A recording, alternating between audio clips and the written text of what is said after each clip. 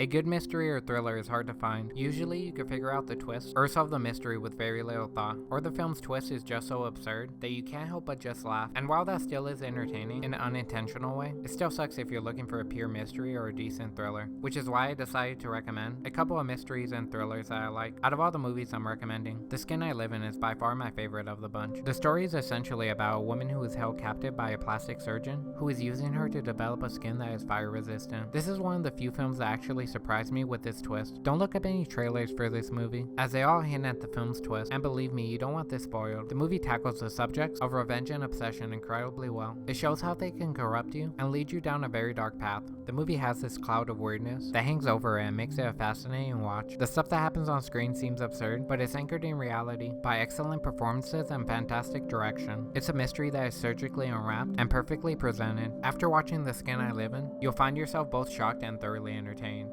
¿Cuánto va a durar todo esto? Tienes una piel más blanda de lo que pensaba. Si no terminas tú, lo terminaré yo.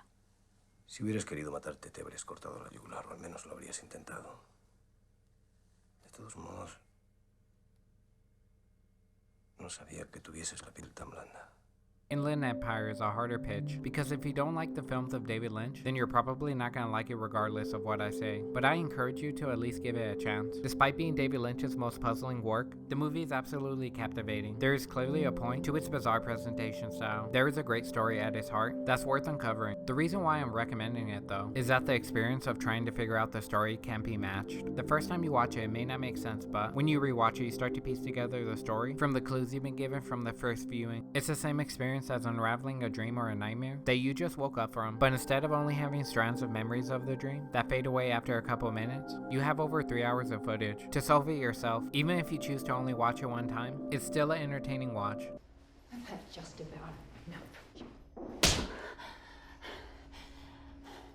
I love you. Go away, Susan. I love you. Sue!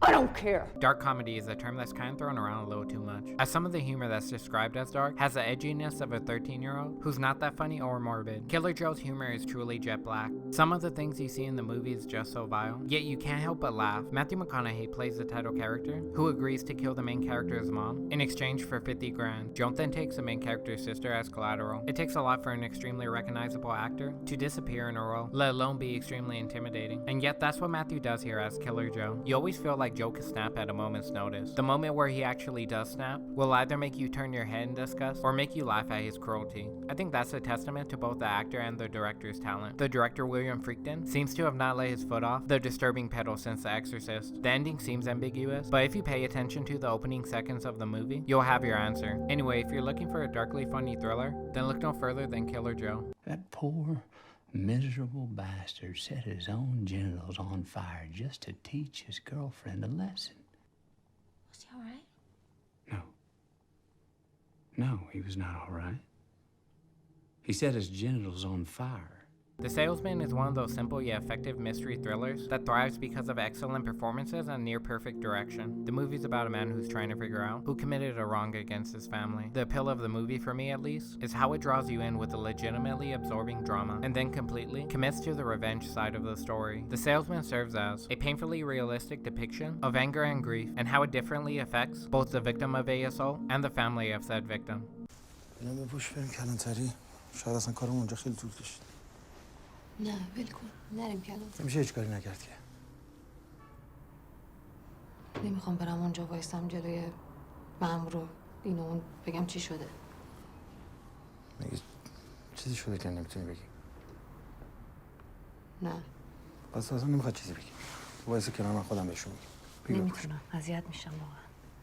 Clean Shaven is a film that puts you into the mind of a schizophrenic man. It's kind of hard to recommend as it's quite disturbing, and is also a low-budget debut of a director, which naturally comes with some inexperienced actors, and an extremely brief runtime. I think its moments of brilliance make up for its shortcomings. The film uses sound and excellent framing to get you into the main character's mind. A lot of people who live with schizophrenia have said that they hear the same sound that the main character hears. Throughout the movie, Clean Shaven shows us what the lead thinks, hears, and focuses on. The story is unclear at times, but what we essentially get is is. The story of a man who's trying to see and save his daughter. What makes it a thriller is that a cop is trying to track him down. The scenes where the main character is alone are some of the most disturbing scenes that I've ever seen. It's a depressing but great portrait of a man who's trapped by his mind. This is a must-watch for anyone even vaguely interested in character studies.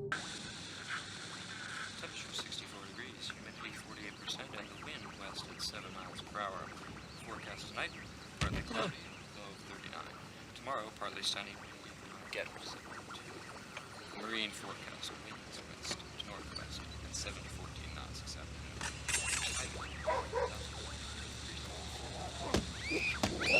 I Saw the Devil showcases an excellent game of cat and mouse between a grieving husband and a serial killer. There is a ton of heart-racing action, pulpy dialogue, and fantastic performances. It's a take on revenge films that you don't see too often. It shifts the power dynamic between the protagonist and the antagonist constantly, giving each one of them the upper hand at different points of the movie, up until the fantastic ending sequence. I Saw the Devil is one of the best revenge thrillers out there.